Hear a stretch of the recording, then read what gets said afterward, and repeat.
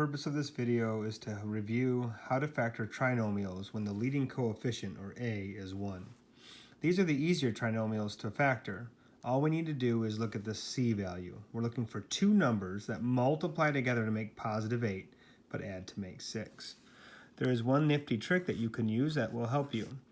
If you see this symbol is a plus sign, and this symbol is a plus sign, that tells us that both signs will be positive. So now I know we're looking for two terms that multiply together to make 8, but add to make 6.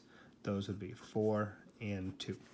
Your answer could be x plus 2 times x plus 4, or those two quantities written in reverse order. X times x makes x squared. X times 4 makes 4x. 2 times x makes 2x. Combining like terms, 4x and 2x make the middle term, and then 2 times 4 makes 8. In the next example, similarly, we're looking for two numbers that make positive 15 when I multiply them, but negative 8 when I add them. In this case, we can use our shortcut rule to help us out here. When this symbol is a plus sign, it tells us the signs are the same. This minus tells us they're both minus. So we have x minus and x minus. We're looking for two negative numbers that multiply together to make 15, but add to make negative 8. That would be negative 3 and negative 5. Again, those quantities could be reversed. And finally, in this case, this is the hardest one of these three because the last term is negative, which means we know that the symbols are going to be opposite, one positive and one negative. We're looking for two terms that make negative 24 when we multiply them, but negative 3 when we add them.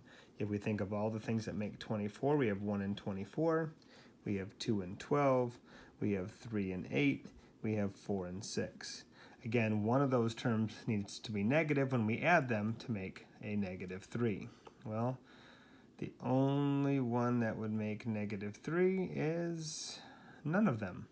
So this one would be not possible. We would call it prime.